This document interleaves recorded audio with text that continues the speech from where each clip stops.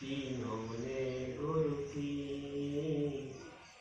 तीन लोक की संपदा की गुरु वाणी।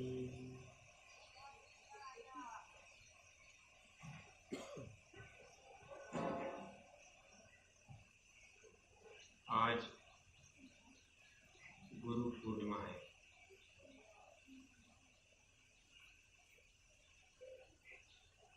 मानव जीवन में गुरु का उतना ही महत्व है जितना हमारे जीवन में भोजन का। हम बिना भोजन के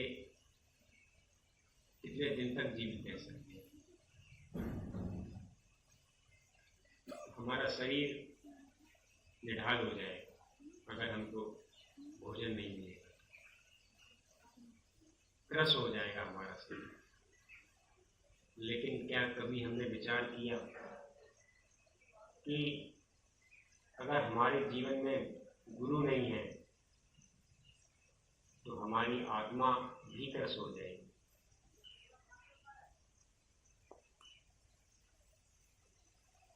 शरीर तो एक रहने का माध्यम है इस आत्मा के लिए। ऋषियों ने खोज किया कि आप शरीर नहीं हो, आप उस अविनाशी परमात्मा के अंश हो जो इस शरीर में कुछ समय के लिए प्रवेश किया और फिर यात्रा को जारी रखते हुए इस शरीर को छोड़कर दूसरे शरीर में प्रवेश करना।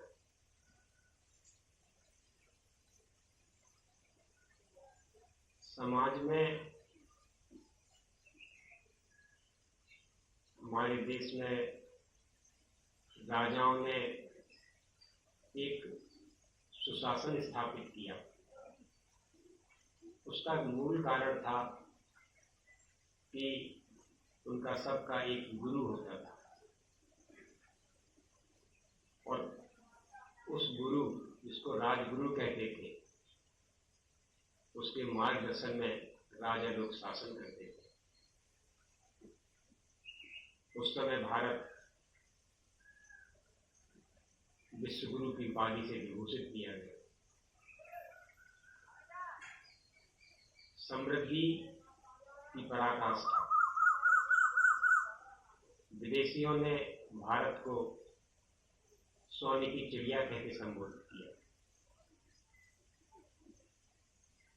लेकिन धीमे धीमे उन ऋषियों, संतों की हम अवहेलना करने लगे,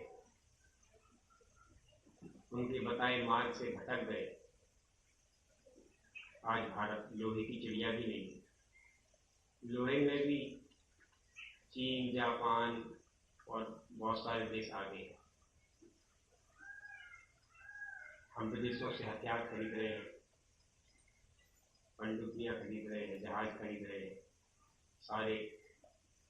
क्या कारण है कि जो देश सोने की चिड़िया था, विश्वगुरु था, उसका पतन क्यों हो गया?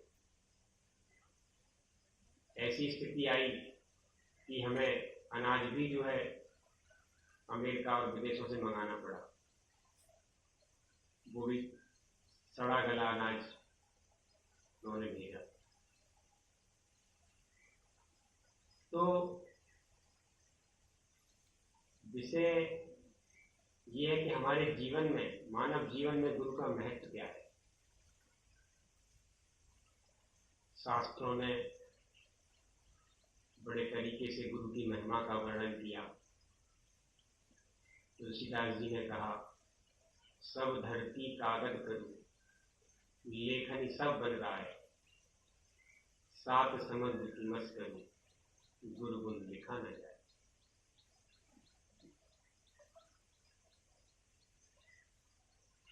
लेकिन जब समाज में लोगों ने देखा कि संतों का तो बहुत सम्मान है, तो संतों का वेश बनाकर भी ऐसे लोग आ गए और समाज को भ्रमित करके लोगों को गुमराह करने लगे, अलग अलग क्रियाओं को धर्म के नाम पे समाज को परोसने लगे। लेकिन वास्तविक संत जो पूर्ण होते हैं वो बहुत दुर्लभ होते हैं। लालन की नहीं बोलियां, हंसन की नहीं बात, सिंगन के लहरा नहीं साधु न चलेगा। जो लाल रत्न होता है वो कभी बोरी भर भर के नहीं होता है, दुर्लभ होता है। जो हंस एक पक्षी होता है वो दुर्लभ होता है, जो नील और चील को अलग कर दे। वो पंक्ति बना के नहीं बैठे होते, वो दुर्लभ यदा कदा कहीं किसी को मिल जाए। और शेरों के झुंड नहीं हुआ करते। एक जंगल में एक शेर, कहावत सुनी होगी। तो वो ऐसे संत महापुरुष वो दुर्लभ होते हैं जो स्वयं पूर्ण हो और आपको पूर्णता की ओर ले जाए।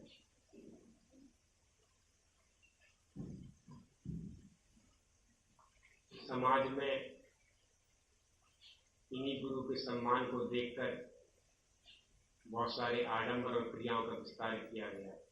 समाज दिन पे दिन भ्रमित होता गया और इसी भ्रमवश कभी जातियों में टूट गया, कभी वर्ण व्यवस्था में टूट गया, कभी क्षेत्रवाद में टूट गया, कभी भाषावाद में टूट गया। संतों ने समाज को हमेशा एक सूत्र में पिरोने का संदेश दिया। उन्होंने कभी दरार डालने का काम नहीं किया।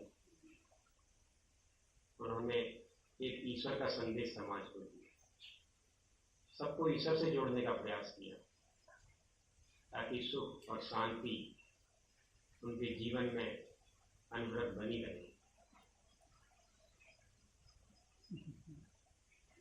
नारद जी एक बार गुरु की तलाश में निकले। भ्रम हो जाता है कभी कभी हमको कि ऐसे गुरु हम कहाँ से प्राप्त करें। नारद जी भी जो है गुरु की तलाश में निकले। भगवान ने कहा कि कल जो पहला व्यक्ति नदी किनारे तुमको मिलेगा वही तुम्हारा गुरु हो।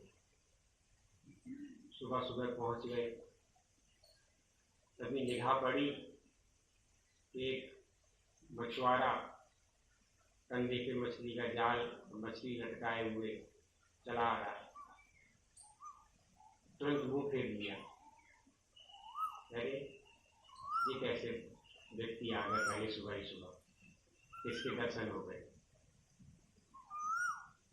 लौट आए, भगवान से कहा गुरु तो नहीं मिला।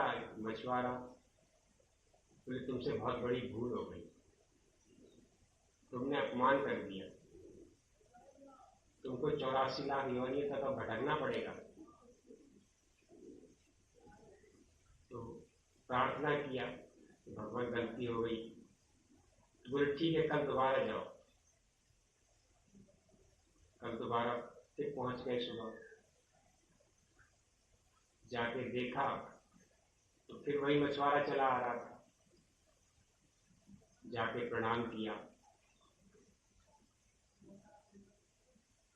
बोला कि मैं आपको गुरु बनाने आया हूँ। तो मछुआरा झल्लाया, अरे भगवान कैसी बातें कर रहे हैं, हम तो मछुआरे हैं, आप कहाँ देवर्षि। बोले नहीं, भगवान का आदेश है, आप ही मेरे गुरु। तो फिर अपने वो रूप में प्रकट हो गए। तो नारद जी ने पूछा भगवान ये क्या माया थी। तो उन्होंने कहा कि ये ब्रह्म विद्या रूपी जाल है, इससे मैं पुण्यात्माओं को, मछली रूपी जो पुण्यात्माएं हैं उनको फंसाता हूँ। राम भगत मम मम मन्नी।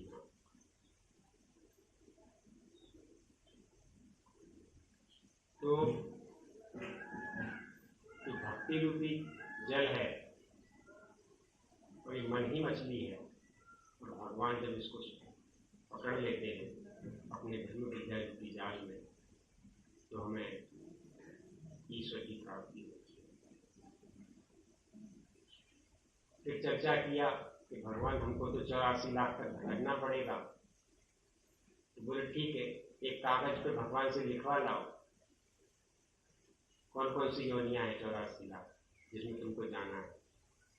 वो गए, लिखवा लाए लंबी चौड़ी लिस्ट कागज। बोले इसको बिछा दो जमीन पे, बिछा दिया। बोले अब इसको लोट पोट हो जाओ। बोले बस 84 लाख में भटक लिए, हो गया। तो इतना बड़ा संस्कार भी जो है गुरु की कृपा से इतनी सुगमता से कट गया। तो गुरु में वो क्षमता होती है। सीता जी जब पार्वती पूजन के लिए गई, प्रार्थना किया कि भगवान राम ही हमको मिले, तो पार्वती जी ने केवल उतना ही कहा कि नारद वचन सदा सुख साचा, सो बल मिले जाय मन राजा। अपनी तरफ से कुछ दिया नहीं, कहा कि नारद जी के तुम्हारे गुरु हैं, उनका वचन सत्य सिद्ध होगा, और जिसमें तुम्हारा मन है उस बल की तुमको प्राप्ति हो।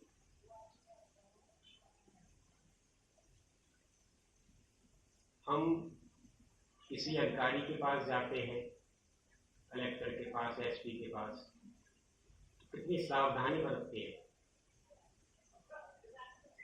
ऑफिस का अनुशासन, नाम लिखाएंगे, इंतजार करेंगे, पहले तो कई घंटे इंतजार करते कब अवसर आ जाए, फिर आने के बाद भी पर्ची देते हैं, तब जो अनुशासन है फिर समय पे आके मिलेंगे, किस तरीके से खड़े होंगे, कैसे बात करते हैं, इतनी सावधानी चाहिए। जबकि वो कलेक्टर हमारी आत्मा को नरक में जाने से नहीं बचा सकता। अब विचार करें, क्या हम संतों के सामने इतने सजग हैं, इतने सावधान हैं, इतने अनुशासित हैं? सुप्रीम कोर्ट का जज भी अधिक से अधिक मृत्युदंड दे सकता है, लेकिन संतों के अपमान से कागभूषण जी को 1000 जन्म तक भटकना पड़ा। 1000 जन्म की दूरी हो गई। अब दुनिया का कोई ऐसी अदालत है जो 1000 जन्म की सजा दे दे? एक बार शिव मंदिर जपत रहे हरि नाम, गुरु आए अभिमान पे उठने 3 प्रणाम। सिर्फ इतना प्राप्त था, जबकि मंदिर में बैठे थे, भजन कर रहे थे, ओम नमः शिवाय ओम नमः शिवाय। उस पत्थर को, लोहे के टुकड़े को घिसो, पूरा घिसवा दिया पानी और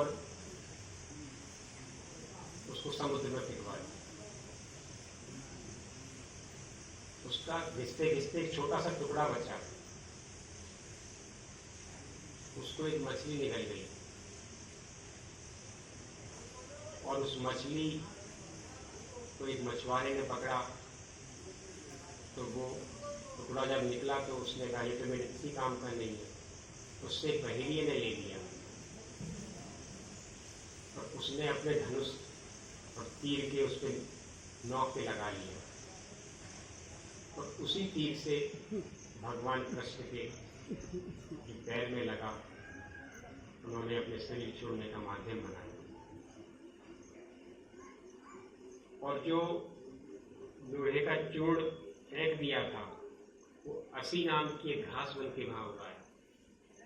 जब होली पर सारे यज्ञ कुमार घूम रहे थे, शराब पीकर लड़ने झगड़ने लगे, फिर उसी घास को उखाड़ के एक दूसरे पे तलवार की धार की तरह रहती, एक दूसरे को मारने लगी और संपूर्ण यज्ञ कुल नष्ट हो गया।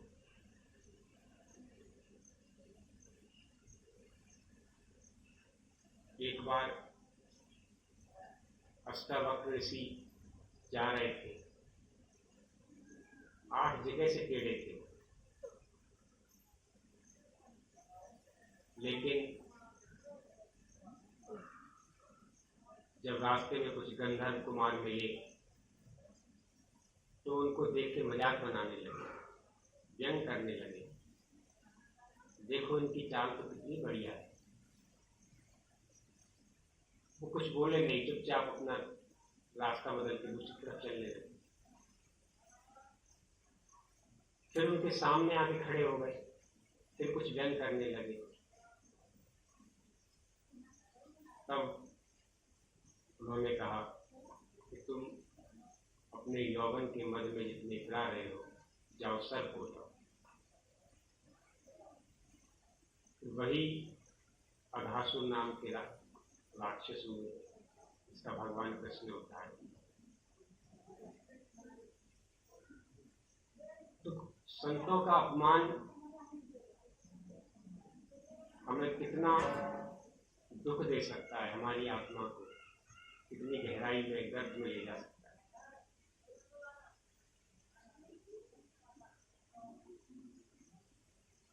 एक संत हुई सहजोबाई, उन्होंने कहा हर की कृपा होए सो ना होए, होए सो होए, सहजो गुरु की कृपा में भव पार न पावे।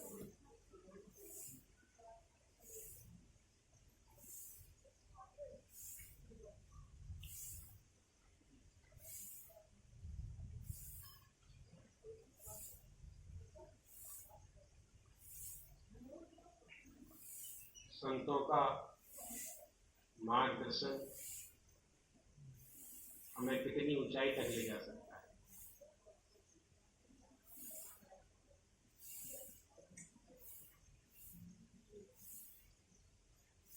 लेकिन अब प्रश्न उठता है कि वो ऐसे संत हमें कैसे प्राप्त हो। विशुद्ध संत मिले पर तेरी चितवा राम कृपा कर दे। वो ऐसे संत हमको तब प्राप्त होते हैं जब ईश्वर की कृपा हमारी हो, हम ईश्वर की कृपा के पात्र बन जाएं। ईश्वर की कृपा प्राप्त करने के लिए हमें अपने अंदर परिवर्तन लाना होगा, क्योंकि ईश्वर का सिद्धांत है निर्मल मंजन सो मोहि पावा, मोहि कपट छल छिद्र न भावा। इसी को कबीरदास जी ने कहा कि कबीरा मन निर्मल भया, जैसे गंगा नीर, पाछे लागे हर फिरे कहत कबीर कबीर।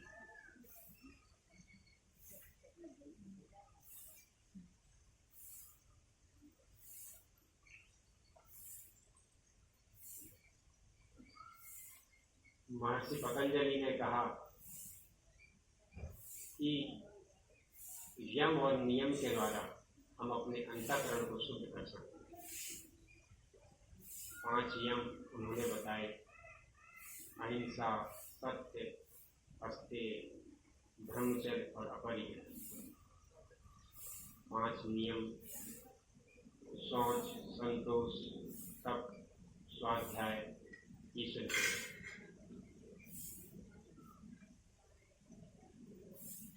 अहिंसा का अर्थ लोग लगाते हैं कि चींटी मत मारो, चीटा मत मारो। आप यहाँ से अभी घर तक जाएंगे, रास्ते में कितने चींटी चीटा जीव मर जाएंगे। और फिर लोग तर्क देते हैं कि वो तो अचानक से मरे, तो हमने देखा नहीं, जानबूझ के नहीं मारा। अभी हम बताते थे कि जानबूझ के भी लोग मारते हैं।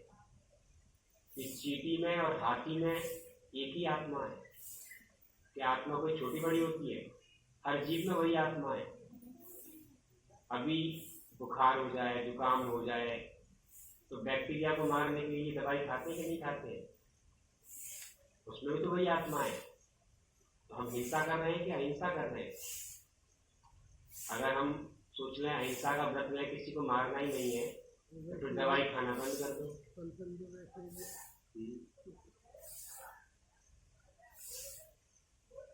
किसी को कष्ट ना देना, किसी भी जीवात्मा को। जब यह आत्मा 9 महीने गर्भ में रहती है तो जो सब पीड़ा होती है, तो माँ को कष्ट देना हिंसा है कि अहिंसा है? तो वो तो हिंसा है। हम इस जन्म मृत्यु के चक्र से छुटकारा प्राप्त करें, जन्म ही ना लेना पड़े, वो पूर्ण अहिंसा है, वो पूर्ण अहिंसा का मार्ग। दूसरा यम है सत्य। लोग कहते हैं कि सत्य बोलना चाहिए, झूठ नहीं बोलना चाहिए। अभी इधर एक हिरण भागता हुआ गया और पीछे से बहेलिया आया उसको मारने के लिए। उसने पूछा कि वो हिरण किधर गया है, तो आप क्या बताओगे? सही बताओगे कि झूठ बताओगे? अगर सही बताओगे तो वो मारा जाएगा, तो आप उसकी हत्या में शामिल हो गए। भाई, किसी अपराधी को शरण देना भी, उसका समर्थन करना, उसका सहयोग करना अपराध की श्रेणी में आता है कि नहीं आता है? आपने अगर सत्य बोला तो उसकी मृत्यु निश्चित है। तो वास्तविक सत्य क्या है? ब्रह्म सत्य जगत मिथ्या। सत्यम सत्यम पुनर्सत्यम हरि नाम केवलम।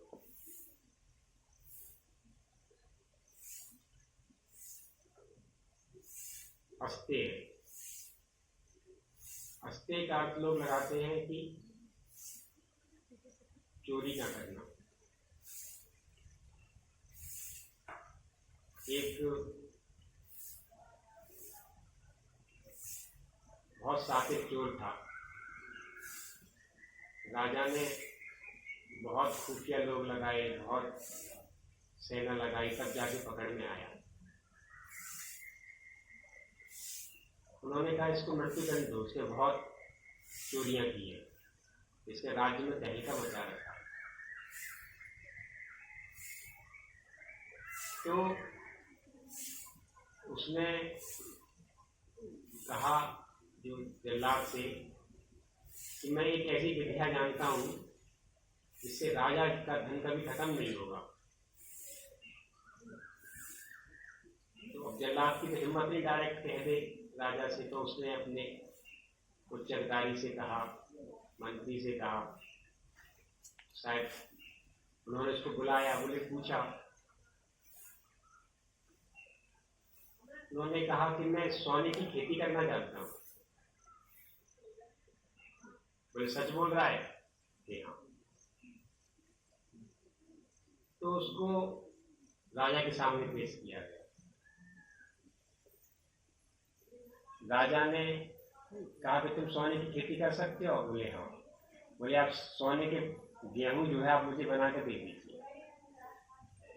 राजा ने तुरंत सुनार को बुलाया, ऑर्डर दिया, 100 ग्राम जो है टेस्टिंग के लिए गेहूं बनवा दिए गए।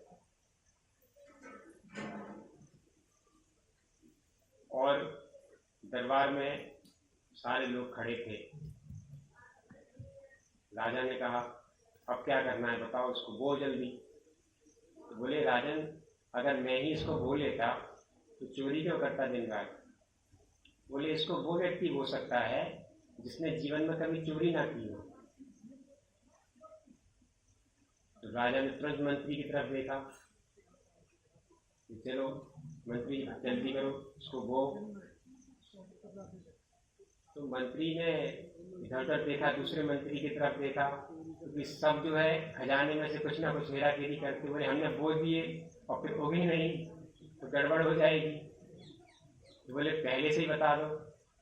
तो बोले राजन, तो थोड़ा बहुत जो खजाने में सामान वामान जो बटा था पिछली बार कंबल, तो उसमें से हमने कुछ ज़्यादा बता दिए थे कुछ। तो दूसरे मंत्री की तरफ कहा, तो उसने भी कहा कि सेना के लिए जो सामान गया था उसमें हमने कुछ थोड़ा सा ज़्यादा लिखवा दिया था। सभी सब चोर थे उसमें। तो सबने मंत्रियों ने मिलकर कहा कि राजन ऐसा कीजिए, इसका एक ही उपाय है, इसे आप बो दीजिए। तो राजा भी जो तुरंत सन्नाटा छा गया। उसने कहा कि अगर मैंने बोया फिर नहीं होगे तो कुछ उसने कहा हमने भी अपने पिताजी के समय जो है चोरियां की थी। तो सभी चोर थे।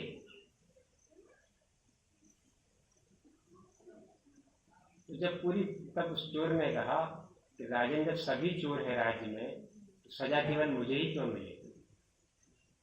राजा ने उसकी बुद्धिमत्ता को सराहा और उसको राज्य में अपनी नौकरी दी। आपको चोरी करने की जरूरत नहीं है। तो अस्ते का अर्थ केवल चोरी करना नहीं है।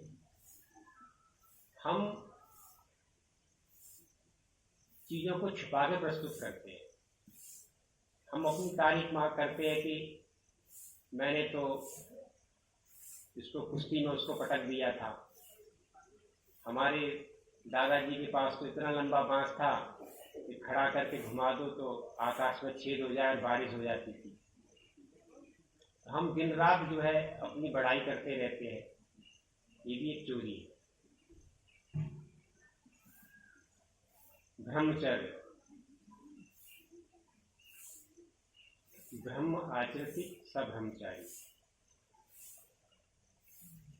जो धर्म का आचरण करता है, ईश्वर पथ पे चलता है, सारी इंद्रियों को रोककर केवल ईश्वर का चिंतन, जो इंद्रियां बहिर्मुख हैं उनको अंतर्मुखी करके चलता है, तो ब्रह्मचर्य का मार्ग।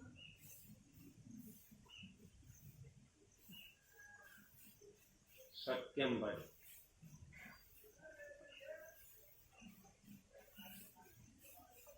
तो जब हम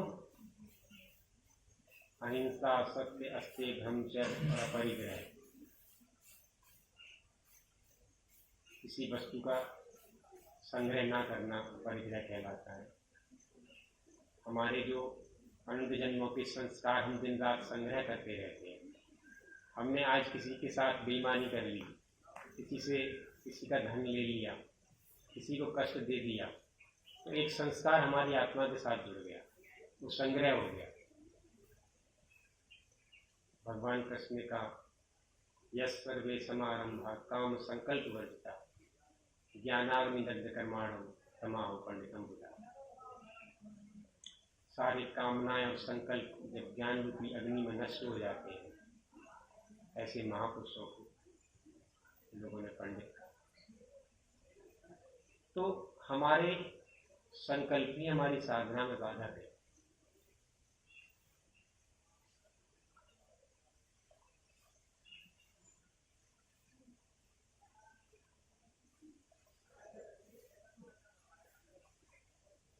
गुरु एक स्थिति है, गुरु पूर्णता का प्रवेश द्वार है। हम जीवन में कुछ भी संग्रह कर लें, कुछ भी इकट्ठा कर लें, लेकिन उसमें से कुछ भी टिकाऊ नहीं। वो वस्तु जिस दिन नष्ट होगी हमारे दुख का कारण बनेगी। लेकिन गुरु हमको पूर्ण बना देता है, हमारे जीवन में पूर्णता लाता है। भगवान कृष्ण ने कहा,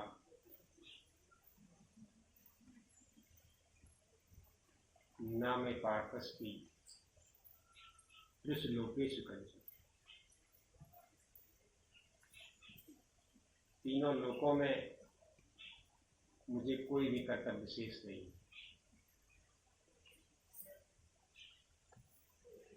न मे पार्थस्ति कर्तव्यम त्रिषु लोकेषु कंचन। तो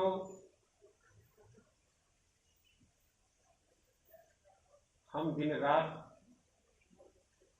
संग्रह करने के लिए भागदौड़ करते रहते हैं, और जबकि उसमें से कुछ भी टिकाऊ नहीं। जो महापुरुष हैं, संत हैं, उनकी रहनी ऐसी होती है कि वो बुद्धिमानों से को सिखाते हैं और मूर्खों से सीखते हैं।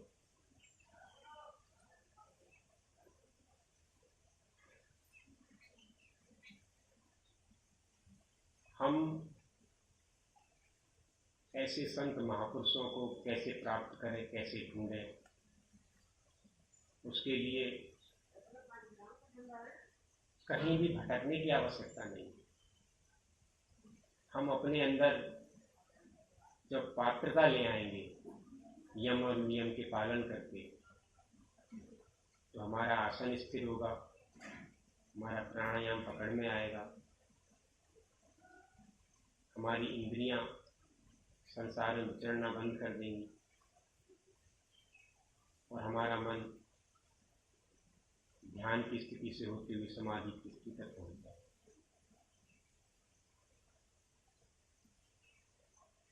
तो देखिए,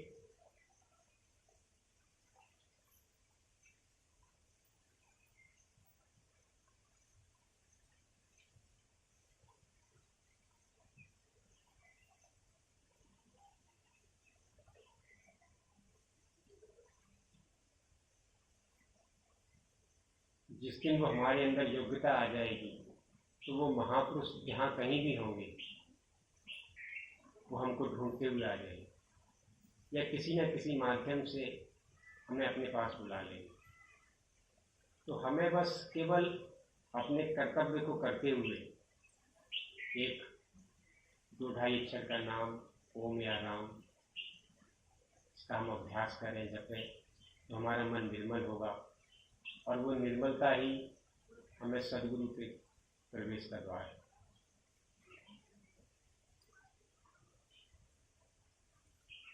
ओम श्री सद्गुरुदेव भगवान। बहुत सुंदर। सभी लोग प्रसाद अभी शुरू होने वाला है। आज के सत्संग सुनकर तो कुछ पुरानी बातें हाँ, संतों की वाणी, गुड़ की भेली को कोई भी चखेगा तो मिठाई बताएगा। जो ईश्वर की महिमा को जानेगा, उसका गुणानुवाद करेगा, तो उसको रस आना तो स्वाभाविक है सबको।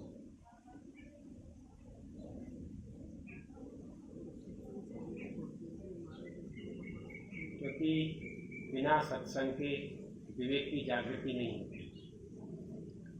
बिन सत्संग विवेक न होई, राम कृपा बिन सुलभ न सोई।